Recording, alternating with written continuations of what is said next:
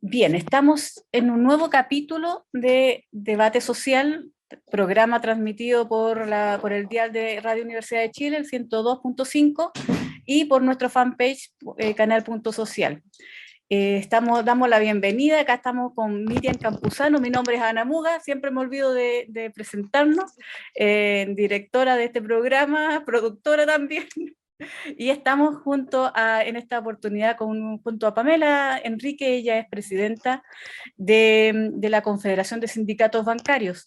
En estos momentos vamos a justificar la ausencia de nuestro conductor oficial, Luis Mesina, está enfermito, así que le mandamos un caluroso saludo desde acá para que se recupere, ya la próxima semana estará con nosotros. Y vamos a comenzar conversando sobre un tema para el que está Pamela acá. ¿Cómo estás, Pamela? ¿Qué cuentas? Ahí Hola, estás muteada. hola, sí, hola Sí. Miriam, hola Anita, Hola. estoy feliz, estoy encantada de estar en este programa que semana a semana trae temas tan interesantes del mundo social, del mundo de los trabajadores, de las trabajadoras, así que no, feliz de ser un aporte en esta oportunidad. Sí, queríamos conversar contigo como presidenta de la Confederación Bancaria porque usted como confederación participaron esta semana, el martes, en una mesa técnica sobre las 40 horas. Entonces queríamos profundizar un poco cuál es la visión que tienen los trabajadores del sector bancario, del sector financiero, que no solamente son de banco, también son de empresas de seguro, de cobranza, de distintas áreas del sector financiero que participan. Y el tema son las 40 horas. ¿Cómo el proyecto de ley de 40 horas? ¿Cuál fue la visión que ustedes llevaron, digamos, a esta mesa técnica? Cuéntanos un poquito Claro, sobre eso. mira, es una mesa técnica, un diálogo social entre representantes de los trabajadores, de las trabajadoras y también de los gremios. En esta oportunidad estuvimos junto a los compañeros portuarios, a las compañeras trabajadoras del ámbito rural, estuvimos también con los representantes de la minería y de los dueños de camiones. Entonces se formó una situación bastante potente. Nuestro sector dimos primero una revisión histórica a lo que es la reducción de la jornada laboral, porque imagínate que ya en la UIT, desde el año 1935, en el convenio número 47, que se estableció que las naciones tendrían que ratificar este convenio para reducir la jornada laboral. Siempre ha sido la bandera de lucha de las y los trabajadores. Entonces, nosotros como sector financiero queríamos dar nuestra mirada al respecto. Mencioné al principio de la exposición que en este tiempo de crisis sanitaria, política y económica, nuestro sector tuvo una transformación fuerte en el trabajo. El 80% de las y los trabajadores cambiaron su forma de trabajar a través del teletrabajo o la forma telemática. Entonces, a nosotros este proyecto de ley nos viene a impactar fuertemente como está ahora, porque ese es el punto. Porque el proyecto en el año 2017 se ingresó solamente cambiando la palabra, modifíquese la palabra 45 horas por 40. Y ahí perfecto, era un proyecto muy bueno que nos favorecía, que vino a dar respuesta a la necesidad de los y las trabajadoras de tener 8 horas para el trabajo, 8 horas para dormir y 8 horas para la recreación o el ocio. Entonces, ¿Y ahora pero de cuál es el ahí, cambio? claro, de ahí en adelante se empezaron a introducir modificaciones, a ingresar nuevas requerimientos por parte de diferentes sectores, más bien empresariales, y ingresaron el artículo 22, que todos sabemos lo nefasto que es para los y las trabajadores el artículo 22, porque libera de la jornada laboral a los trabajadores y sobre todo a trabajadores que están ahora en teletrabajo. O sea, nos afectaría de manera rotunda y desfavorable a todos nosotras, a todos nosotros. Entonces, es ahí que nosotros dijimos ese problema, esa, esa limitante para nosotros poder dar un ok a este proyecto en su ingreso. Pero en definitiva nosotros vemos con buenos ojos este proyecto que se ingresó en el año 2017. Pero con todas estas indicaciones en realidad nos da mucho que desear. Entonces, esa es la problemática desde nuestro sector. También mencionamos la irrupción que hemos tenido de la automatización, de la tecnología en nuestro sector, y que también ha desfavorecido a los trabajadores y también han habido muchos despidos en nuestro sector. Entonces, con este proyecto, con el proyecto de las 40 horas, también podríamos reducir significativamente o sustantivamente los despidos en nuestro sector, porque habría que no despedir a los trabajadores, a las trabajadoras, sino que reconvertirlos y con jornadas más acotadas. Así que también mencionamos ese aspecto. Pero lo del artículo 22 en realidad nos conflictúa y nos hace temer por una jornada sin limitaciones. Oye, Pamela, bueno, qué bueno por la gestión que pudieron hacer. Importantísimo lo del artículo 22, porque es tan mal usado por los empresarios, ¿no?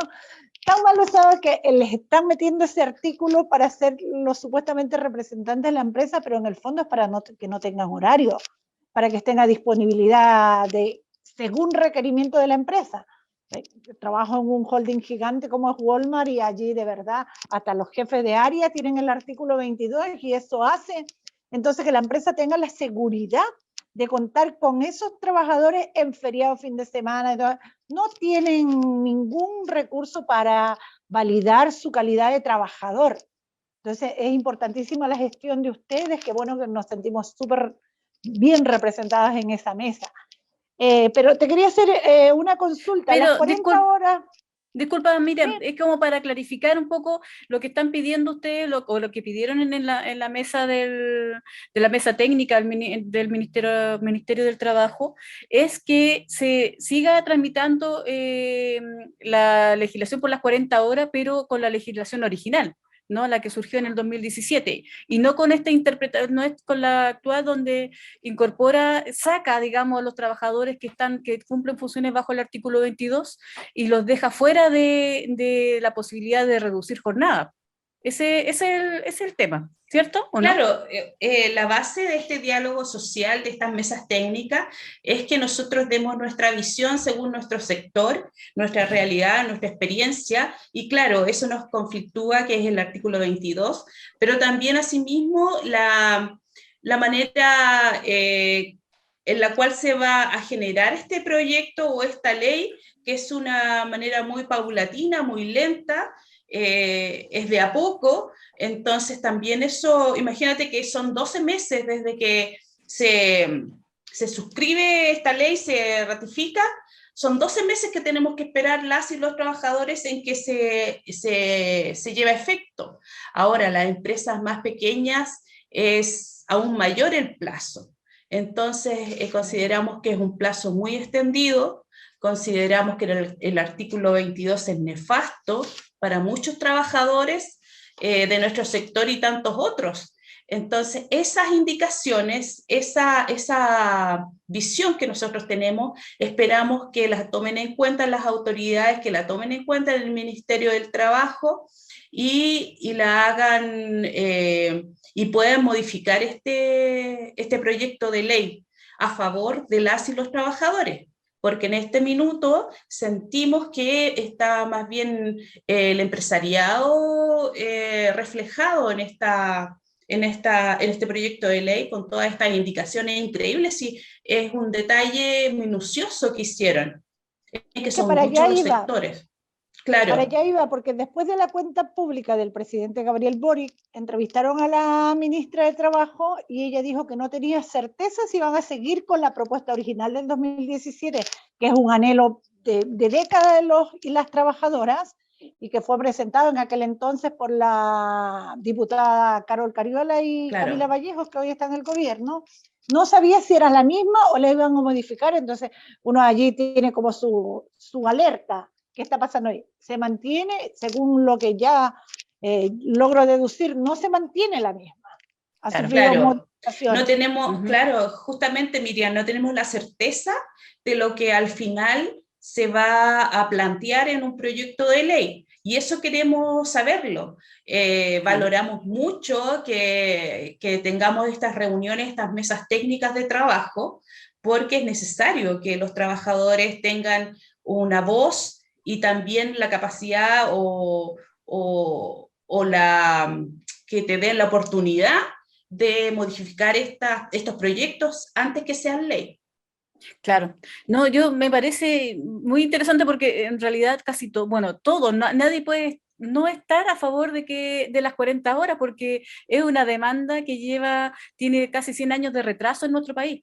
Ya Por supuesto. O sea, del 1800 los trabajadores, o sea, pelearon. Un 1 de mayo de 1886. Tienen que ver con las 8 horas de trabajo, de ocio, entonces es una demanda muy ansiada. Por eso eres como lo principal, o sea, estábamos todos de acuerdo con que tiene que ser disminuir la jornada, 40 horas y menos, inclusive, se puede, en varios sectores se puede. Pero para tener ojo, que la gente que debe, o sea, los trabajadores, este proyecto viene con cambio y hay que estar ahí atento, y me imagino que la Confederación Bancaria igual va a seguir presionando para que involucre a los trabajadores que están bajo este artículo 22. Que totalmente.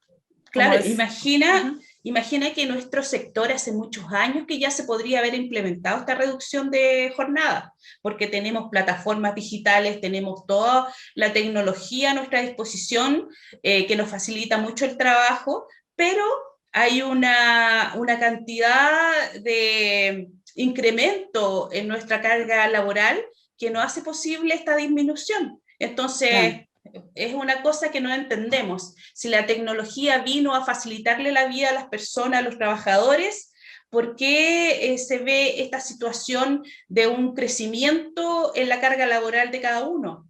¿Por qué se ve esta situación que no hay ya una extensión de jornada que no tiene límites en cuanto al teletrabajo? Entonces, ahí siempre vamos a estar nosotros como Confederación Bancaria atentos para defender los derechos fundamentales de los y las trabajadoras. Claro, además de un sector que gana utilidades gigantescas. El año 2021 sacaron 208% de utilidades, digamos, del año anterior. O sea, es una cantidad, son asombrosas las ganancias, pero parece que tenemos que irnos a otro tema, porque si no nos vamos a quedar, pero para que nos acompañes, Pamela, Miriam, tú me hablabas de lo de Cencosud, de la compra que estaba. Cuéntame. Esta semana se dio a conocer en todos los medios, bueno, que un retail de un país tan pequeño como Chile había dado el paso gigante y logró comprar el 67%, la mayoría de las acciones de un holding en Estados Unidos. El holding se llama The Fresh Market Holding, un supermercado de especialidad. Tiene más de 160 tiendas en 22 estados de Norteamérica. Y llama la atención que un holding nacido de este país tan chiquito, de Chile, sea ¿Cómo lo hacen? Entonces, innovar en un mercado tan competitivo y del primer mundo. ¿Cómo lo hacen? Bueno, gracias a lo que todos sabemos. El ahorro provisional de las y los trabajadores que están a disposición de estas grandes holdings para sus inversiones. Claro. ¿Qué supieron ustedes de las noticias?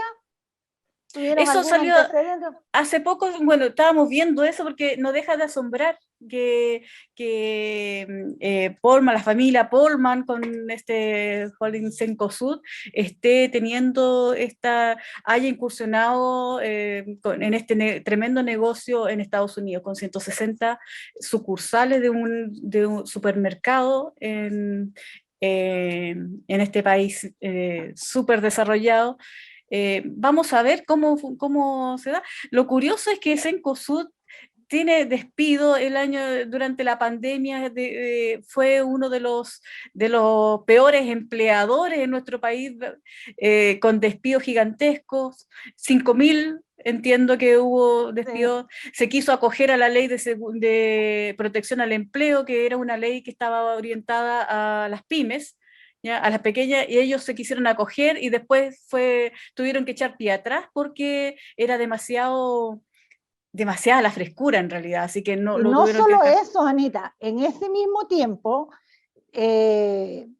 cerraron dos grandes tiendas emblemáticas, que es la de la Alameda y la del Paseo Ahumada acá en Santiago Centro, pero aparte de eso, lograron contratar al exdirector de las AFP, a Larraín, Claro. para su directorio, y después se dividieron cuantiosas ganancias después del quiebre, del autoquiebre que ellos hicieron para eliminar la cadena que también era de Cencosud Johnson, dejando a muchas mujeres, porque cabe recalcar que en el sector retail más del 70 o cercano al 70% son mujeres, y si de allí vemos las trabajadoras, la mayoría son jefas de hogar, y no les importó nada, o sea, los negocios primero, como en todo el país capitalista, el negocio primero, y unas cuantas personas fueron reubicadas en otras cadenas de París, pero fueron las menos. Entonces, ¿cómo se explica que hubo, según los dirigentes sindicales de París, que hubieron más de 5.000 despidos de la cadena Cencosud, el cierre de una de sus bocas, como era Johnson, y al mismo tiempo están contratando a un exdirector de las AFP, pagándole cuantiosos honorarios y dividiéndose fantásticas cantidades de ganancias. Y ahora no, la guinda de la torta, como tú dices, comprarse un supermercado, una tremenda cadena en Estados Unidos.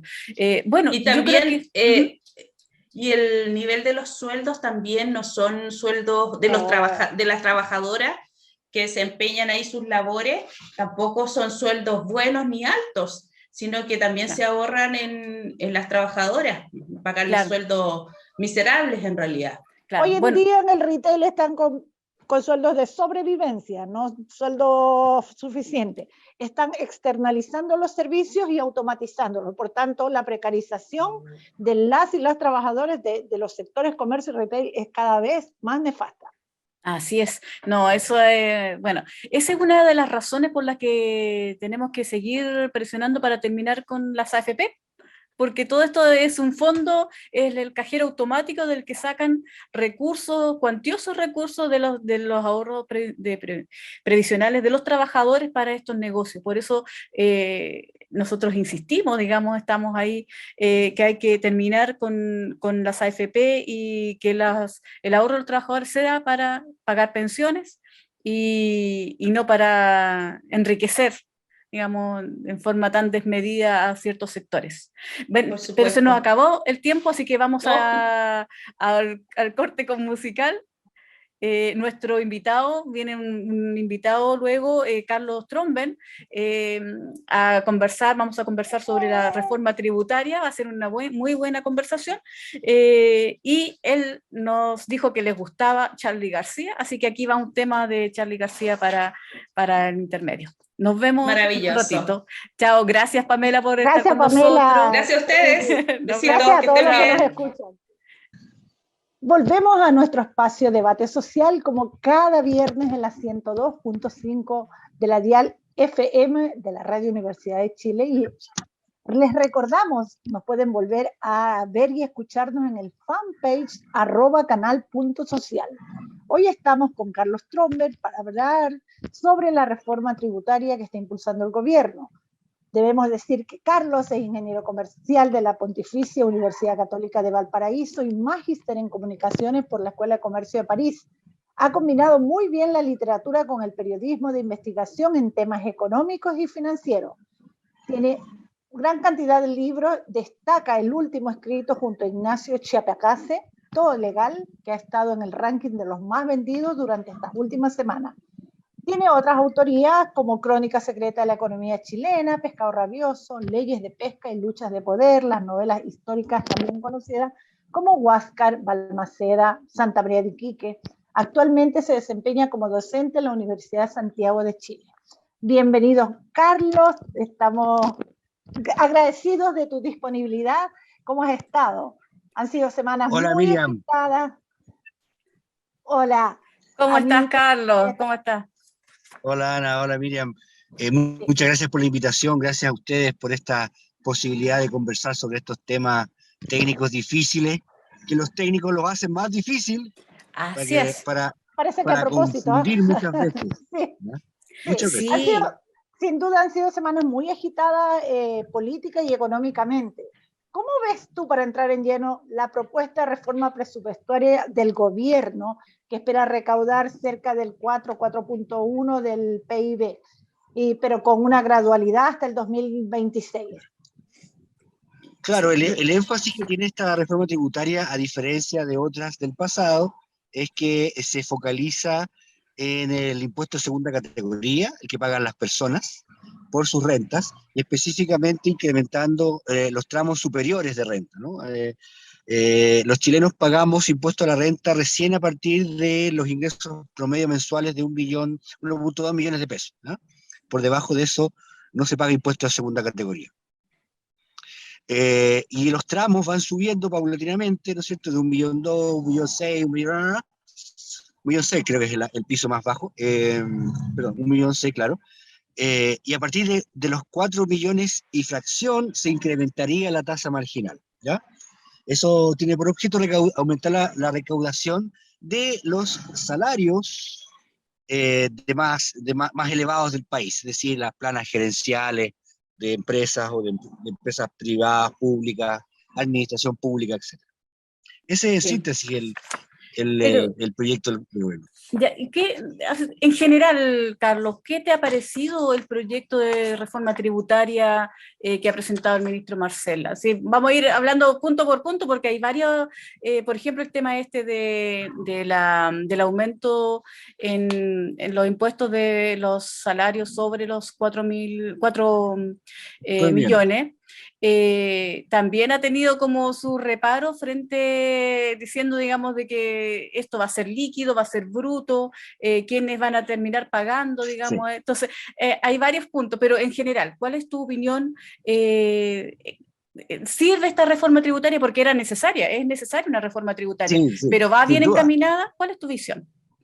No, claro, o sea, cualquier reforma tributaria que sea progresiva, que tienda a la progresividad, es decir, los que más tienen que paguen más, va en el sentido correcto, puesto que tradicionalmente en nuestro país se ha cargado la mano al IVA o a otros impuestos indirectos que de alguna manera asignan costos de una manera más regresiva, ¿no? El IVA, en general, los salarios más bajos son los que soportan una proporción mayor de ese impuesto en relación a los de nivel más alto. Entonces, en ese sentido va correcto. Ahora, el impuesto de segunda categoría es un impuesto que recauda menos en Chile, ¿eh? Entre un 10% alrededor en promedio. Entonces, es difícil que solo por esa vía se recaude un porcentaje significativo del PIB. Esa es un poco mi aprehensión, que no alcance, ¿no? Y ahí uno se devuelve a la casilla de inicio, en economía, en términos de que el crecimiento económico genera más recaudación tributaria por la propia actividad económica, ¿no? Pero el sentido de la progresividad o de la justicia tributaria va en el sentido correcto. O sea, las personas que tienen mayores ingresos son las que deberán contribuir más al progreso de Chile, al financiamiento de los derechos sociales universales, en fin, todo lo que está en la agenda política de hoy. Claro, pero ¿cómo se entiende que se baje, por ejemplo, los impuestos a las empresas? Se reduce de un 27% a un 25%. O sea, bueno, depende del 27 al 25 las del régimen, desde el régimen integrado, que son las empresas más grandes, ¿no es cierto? Son esas las que pagan los mejores sueldos, ¿no? Entonces hay una compensación ahí entre lo que se paga la empresa, la sociedad anónima grande, con una estructura de propiedad de cascada, ¿no es cierto? O sea, empresas grandes en Chile sus dueños son de sociedades que a su vez son dueñas de sociedades como SQM, ¿no?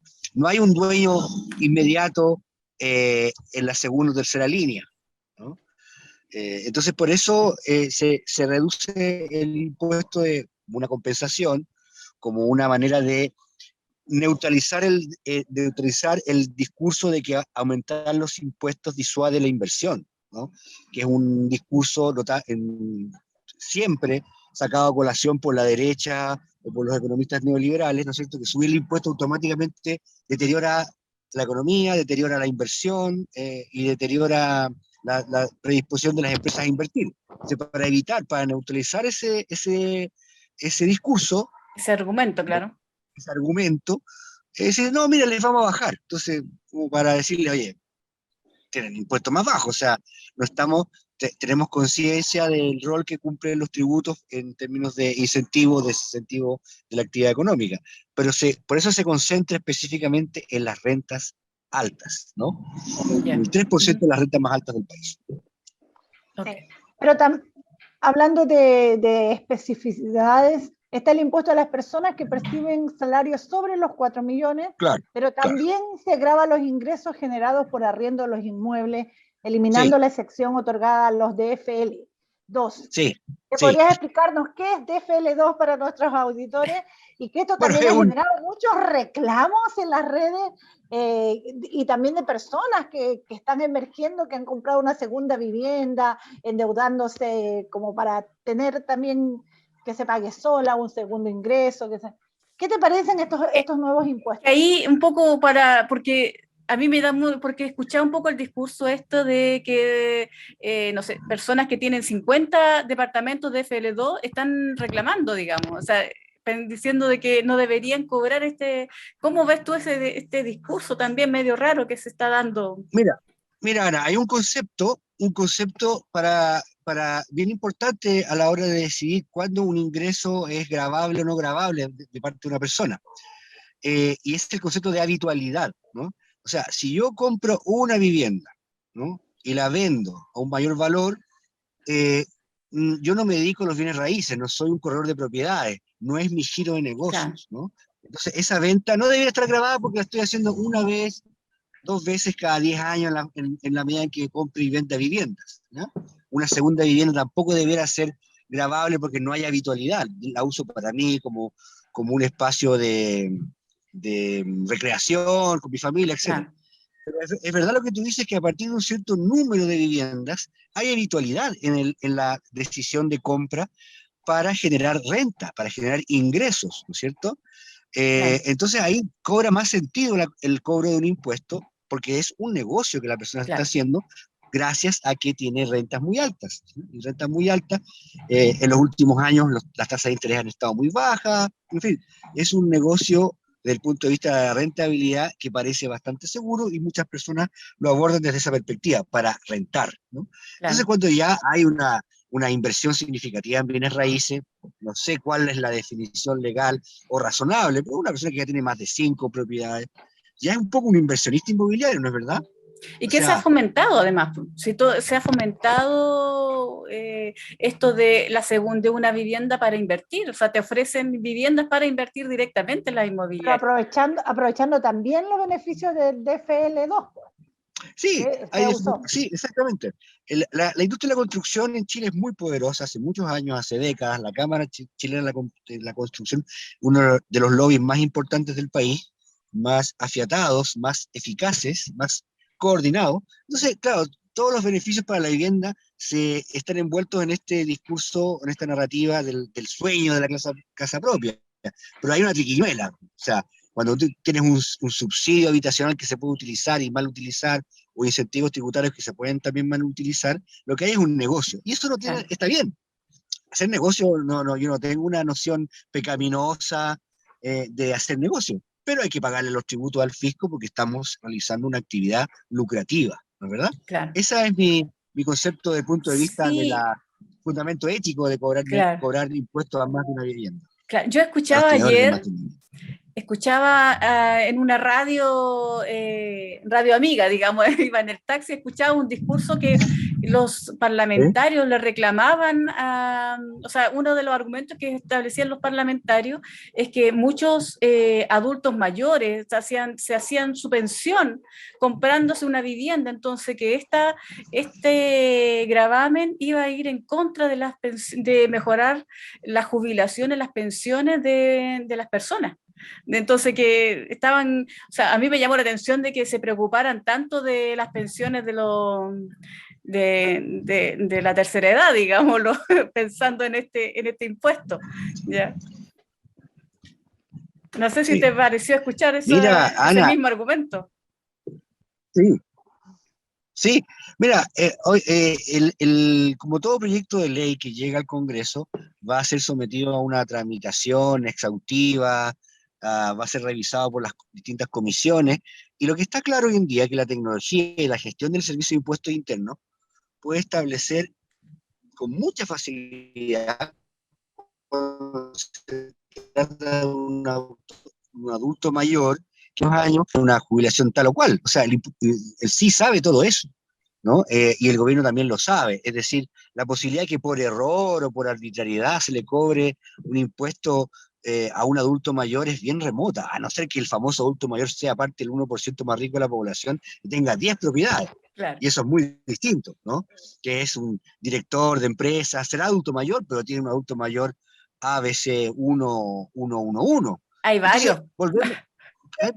Por supuesto que hay Claro. personalidades, personajes con esas características. Entonces, la casuística, que es siempre un argumento mal utilizado o utilizado de manera muy mañosa para decir este tipo de cosas, ¿no? Permite perfectamente realizar un cobro de impuestos de segunda categoría o a los bienes raíces de manera progresiva. Volvamos al concepto, progresión, progresividad. Los que tienen más que paguen más, ¿no? Y eso se Claro. puede determinar con absoluta claridad hoy en día gracias a la tecnología y a la gestión que tiene el Servicio de Impuestos Internos. Uh-huh. Sí. Así es. Bueno, hablando de impuesto al patrimonio, que muchos arman escándalo diciendo que es el famoso impuesto a los súper ricos, las tasas podrían, según dice el impuesto al patrimonio, las tasas que pueden llegar serían hasta el 1.8 para patrimonios por encima de los 15 millones de dólares. ¿Es suficiente este impuesto? Sí. O pongámosle rostro, ¿quiénes serían, por ejemplo, los que deberían pagar este impuesto?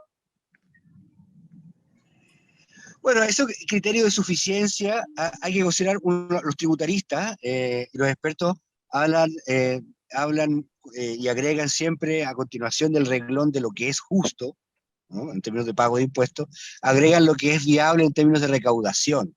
Porque claro, un impuesto muy elevado genera incentivos a la elusión. Entonces hay que llegar a un equilibrio entre tasas de impuestos y cobrabilidad, ¿no? Esos dos elementos están en juego en cualquier tipo de reforma tributaria, ¿no? Lo que sí es evidente es que en Chile hay mucha elusión, hay un nivel de elusión relevante, a pesar de todas las medidas que se han adoptado en los últimos años, porque las personas de más altas rentas disponen de servicios tributarios legales de muy buen nivel, capaces de encapsular sus fortunas y sus ingresos a través de distintos mecanismos, de manera tal de no caer en alguna de las casillas que dispone el Código Tributario para cobrarles el impuesto. Entonces, Mario Marcel hay que considerar un aspecto. Mario Marcel fue director de presupuestos del presidente Ricardo Lagos, o sea, conoce perfectamente el sistema tributario y los mecanismos de recaudación que tiene el fisco. Bueno, que en los últimos 20 años se han sofisticado de manera bien significativa. Entonces, la mirada está puesta ahí. Hay que cobrarle a estos grupos de la sociedad.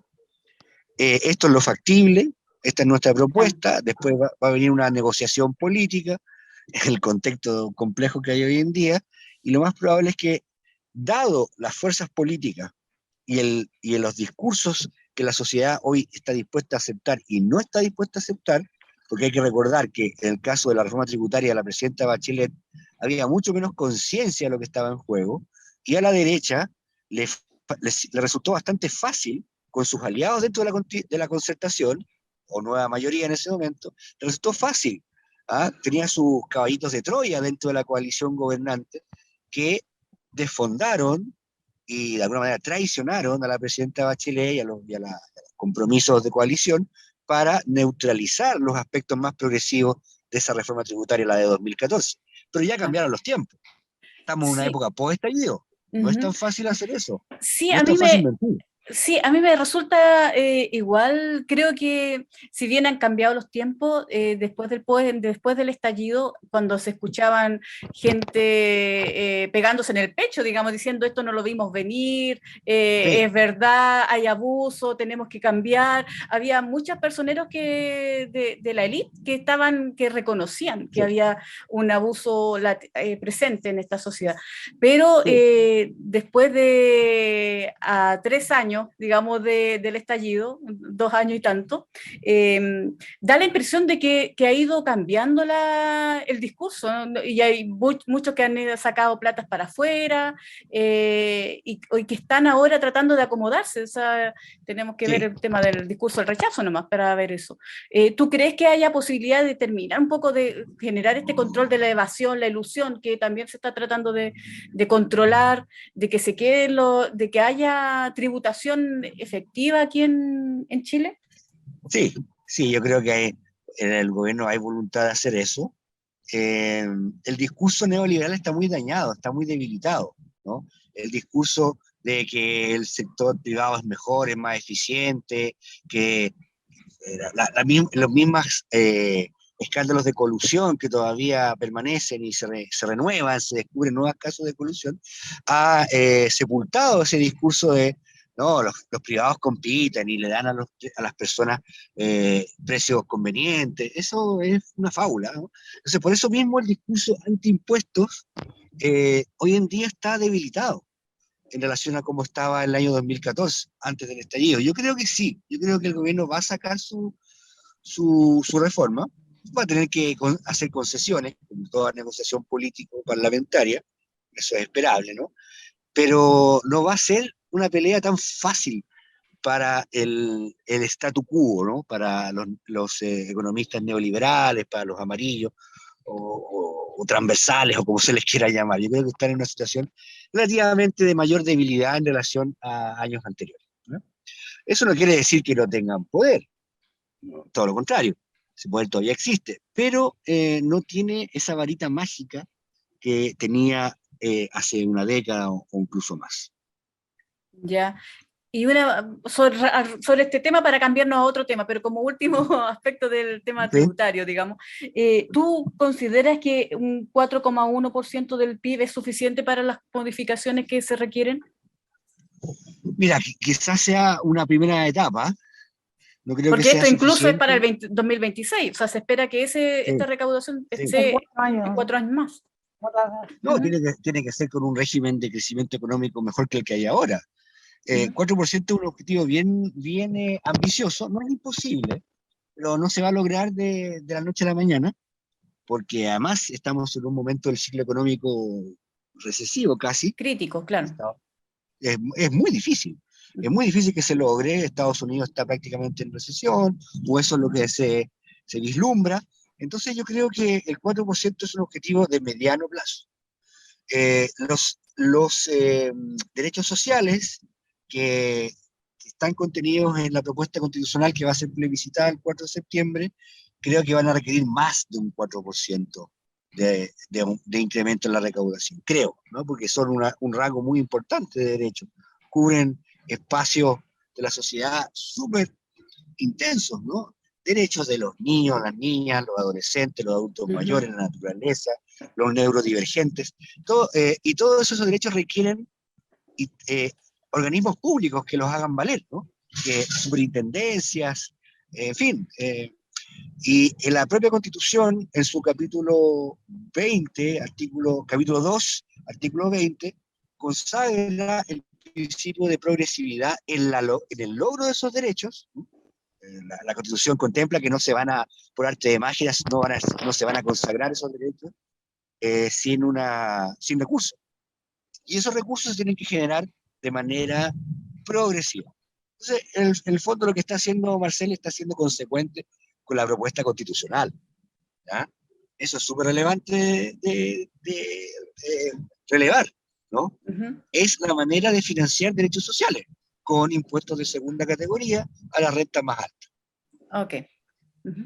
Anita, antes de entrar, Carlos hablaba de la evasión y la elusión que hay en Chile. Sí, Bueno, la tercera patita de la reforma pretende eliminar las excepciones tributarias contempladas en el informe del 2021 y menciona 7 medidas para evitar la evasión y la elusión. ¿Los pudiste ver? ¿Crees que funcionarán?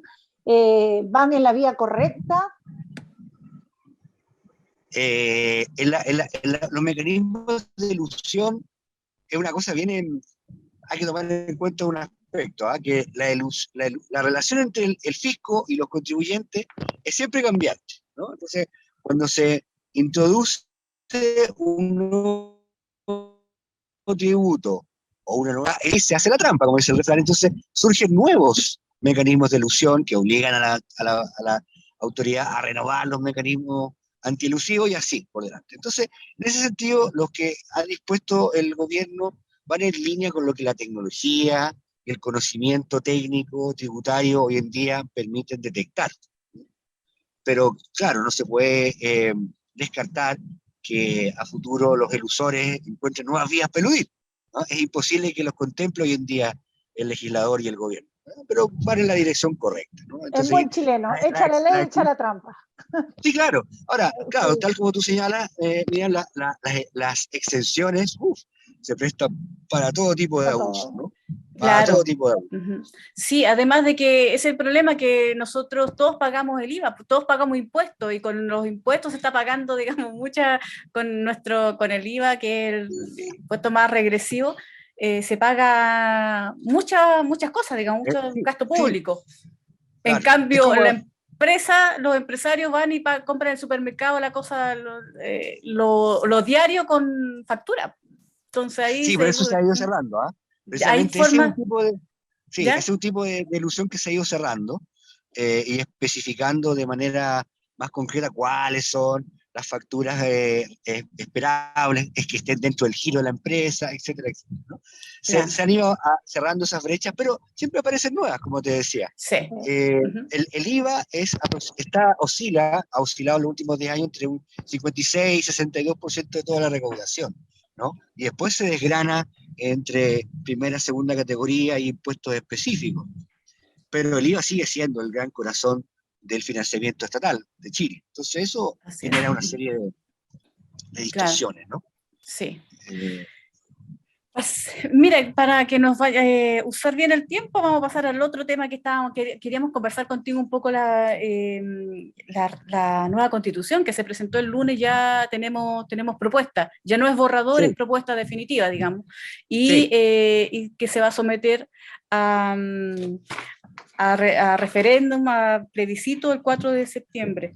Pero, ¿qué piensas que vaya de las figuras de la centroizquierda, de distintos ámbitos políticos y económicos, hayan llamado al rechazo entre la Jimena Rincón, la Andrés Velasco, el constituyente Arboe, Oscar Landerreche, entre otros, digamos? ¿Cómo ves que estén impulsando esta idea de rechazar para reformar, que es también una cosa media... ¿Qué piensas de eso? Sí. Yo, o sea, a ver, creo que rechazar para reformar es lo más absurdo e implausible del mundo. Y en ese sentido yo voy a votar apruebo porque sin estar, o sea, tengo a reparar en un artículo acá o allá, en fin, pero creo que eso se puede modificar porque los quórums de modificación de la propuesta son bastante razonables. Le toca al mismo Congreso trabajar a partir de ahora. Entonces, ese tipo de rechazo, con ese tipo de argumentos, no suenan, o sea, para mí son argumentos que esgrimen personas que trabajan, que tienen relaciones comerciales, empresariales con la derecha, y con la derecha económica, con las empresas.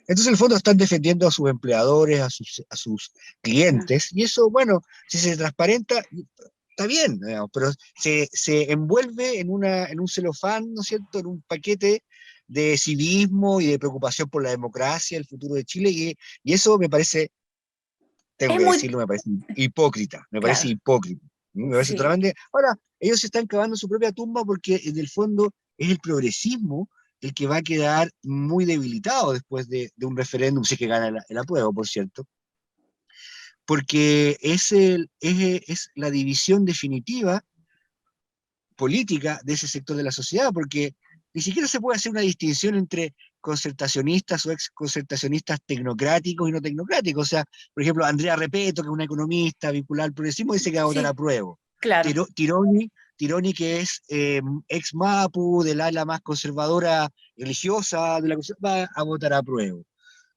La DC va a terminar dividida por la mitad, o qué sé yo, 60-40, pero va a quedar muy debilitada políticamente, porque no. Claro. Entonces, el Partido Socialista, el Partido Socialista se está decantando más por el apruebo, ¿ah?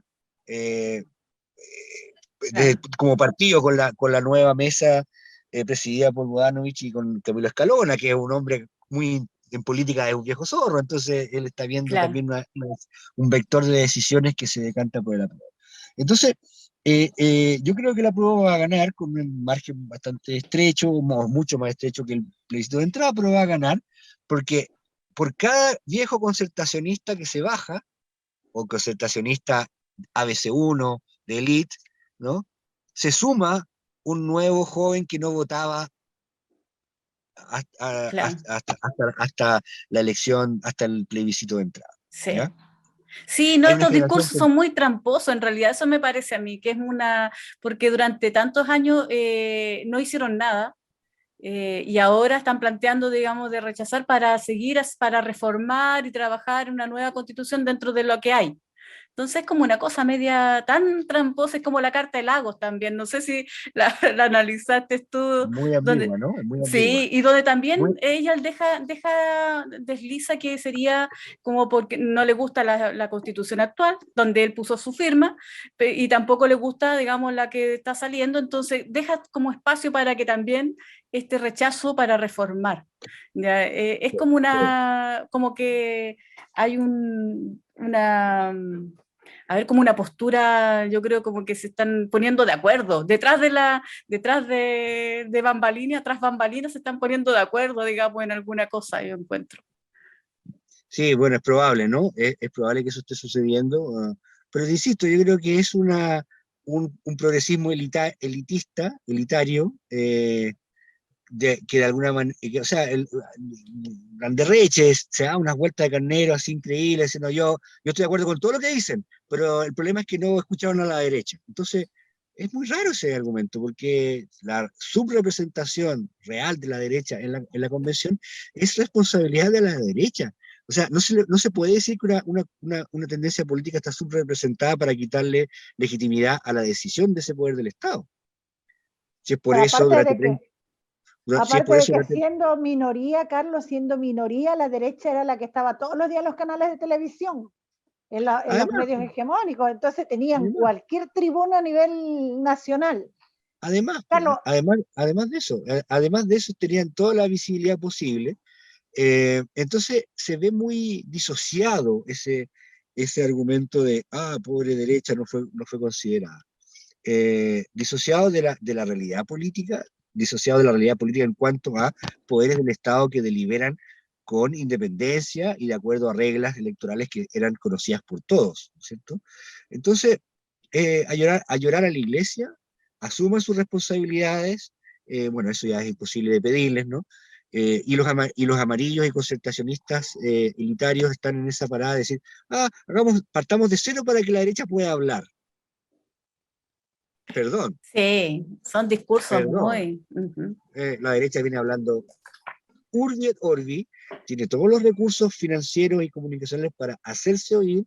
Entonces va haciendo el argumento de ese tipo de personajes como Landerreche de una hipocresía total. Pero ¿para qué vamos a hablar de los argumentos de ellos? Los argumentos para aprobar son otros. El argumento principal para aprobar es que esta es una estructura global de derechos y de identificación de nuevos sujetos de derecho que es fundamental hacerlo, ¿no? Si nos hemos pasado 3 pueblos, podemos retroceder 1, vamos a haber ganado 2, ¿no? Y ese es el acto más importante en política que vamos a tener varias generaciones de chilenos, varios, ¿no? La mía, que yo era un adolescente en los años 80, ¿no? En fin, desde mi generación, los mayores que nosotros, a los jóvenes que recién se incorporan, es la decisión más trascendental. Rechazar es darle el gusto a una élite floja, torpe, que se cree más inteligente de lo que es, que ha aportado poco al progreso del país, que ha acumulado una cantidad desigual de riqueza y que no está dispuesta a hacerse un mínimo de autocrítica, ¿no?, frente a los hechos que han acontecido. Entonces, para mí, rechazar es darle el gusto a esa élite, no estoy disponible para eso y creo que tenemos que construir más y mejores argumentos para nuestro apruebo, no para rechazar los argumentos rechazantes de ellos, sino nuestros propios argumentos, ¿no? Y el fundamental es que tenemos un conjunto de derechos que es muy importante avanzar para lograrlos. No se van a lograr solamente con la Constitución. Al día siguiente van a estar todavía al debe. Para construirlos se requiere un proceso político de construcción de mayorías, ¿no?, que identifiquen la importancia y que se identifiquen con la importancia de los derechos de la naturaleza, el derecho a vivir en un entorno libre de contaminación, de violencia, acceso a una alimentación saludable. Nuestra población está envejeciendo mal, con sedentarismo, tabaquismo, obesidad, y todas las enfermedades degenerativas del caso. Y sin derecho, ¿no?, a salud, sin derecho a nada, digamos. Entonces eso es... claro. Todo eso. Por eso yo creo que mi convicción para aprobar no es, esto no es un cheque en blanco, hay espacios de crítica y de mejoría al texto, lo hay, sí, muchos de ellos, ¿no?, son legítimas algunas críticas, ¿no? Pero ahí termino, hay que aprobar para mejorar, no hay que rechazar para reformar, porque eso es falso, es hipócrita y no va a ocurrir, ¿no? Pero si aprobamos, sí podemos mejorar el texto. Carlos, yo también soy convencida que vamos a ganar con el apruebo. Ya, supuestamente, ganamos el 4 de julio. ¿Qué piensas o qué reflexión tienes desde el 5 de septiembre, dije julio, el 5 de septiembre en adelante, con el apruebo, cuando gran cantidad de derechos se dejan a lo que diga la ley, y con una Cámara de Diputados y Senadores que está como bien peligrosa, por llamarlo de alguna manera, con casi a mitad? Mira, ese es como un camino del héroe, o sea, la Constitución no puede sino pasar por ese nuevo escrutinio, ese nuevo sedazo, porque es el que contemplan nuestras instituciones, ¿no? Sea lo que sea, pero ya va a estar aprobado un texto como el que ahora se está leyendo, el que están leyendo los chilenos y las chilenas. Lo que sucede en el Congreso, bueno, puede terminar en otra cosa, pueden revertirse muchas cosas, pero no todas van a poder ser neutralizadas. Las que logren pasar ese nuevo escrutinio van a ser el Chile del futuro. Y por eso es tan importante aprobar, ¿no? Por eso es tan importante aprobar, porque esa Cámara y ese Senado ya no van a tener el poder omnímodo de decir, chao, borrón y cuenta nueva, hago lo que yo quiero. No, tengo que pronunciarme respecto al texto ya aprobado. Y con las mayorías que sean, ¿no? Con las mayorías que sean, las que hay, las que votamos. Por supuesto, hay diputados que a mí me merecen una crítica enorme, pero son los que están, son los que el pueblo de Chile eligió, ¿no? Entonces, por lo tanto, lo que salga de eso va a ser el trabajo político de segunda instancia, que viene después del 5 de julio, donde creo que se va a aprobar la nueva Constitución. Estás muteada, Anita.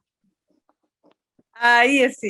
Mira, es que están hablando el 5 de julio. No, Julio, no sé por qué. Es que como el 4 de julio se con septiembre, estoy con la fecha. El plebiscito es el 4 de septiembre, así que a partir del 5 hay que estar organizado y presionando a los congresistas para que legislen por donde tienen, en consecuencia, por donde tiene que ir la cosa. Carlos, para ir terminando esta entrevista, en tu libro Todo Legal, tú das a conocer detalladamente los mecanismos de construcción de las riquezas actuales en el país, que los fueron posibilitadas principalmente por la Constitución actual. ¿Ya? Sí. ¿Cómo ves tú, cuál es tu reflexión sobre estos pataleos que están dando los que se resisten a dejar sus privilegios, digamos?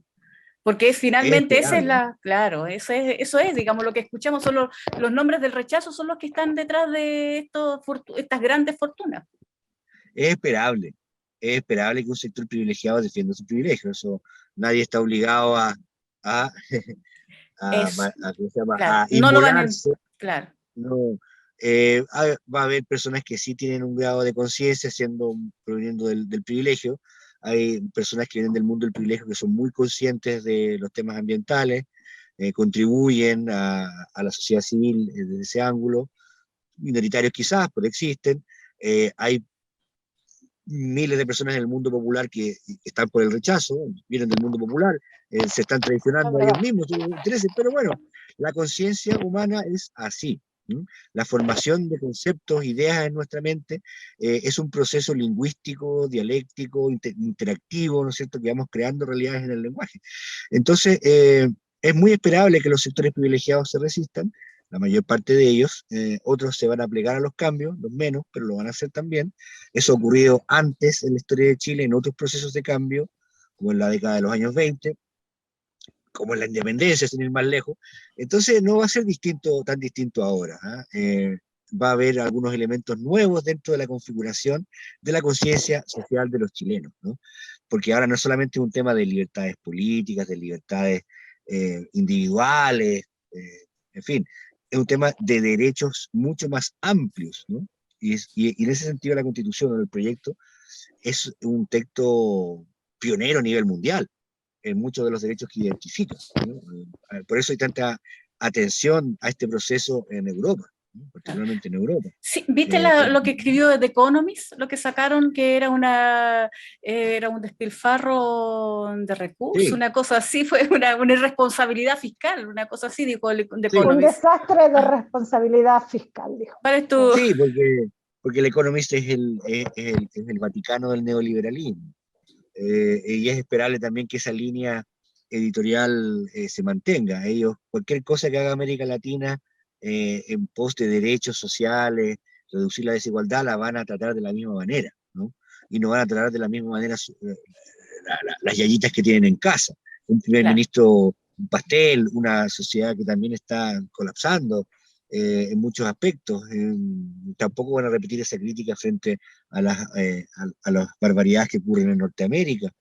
Entonces, cada medio tiene una línea editorial que es muy previsible en lo que diga, ¿no? En ese sentido.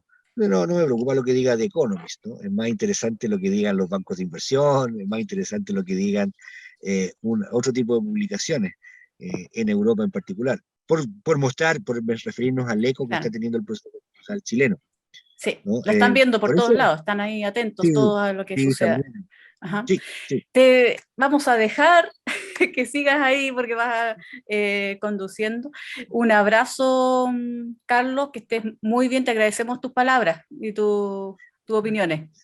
Muchas gracias, Ana, muchas gracias, Miriam, que estén muy bien, cuídense. Hay que seguir conversando. Nos vemos, que estés Gracias, muy y a bien. seguir. Vale, chao, chao.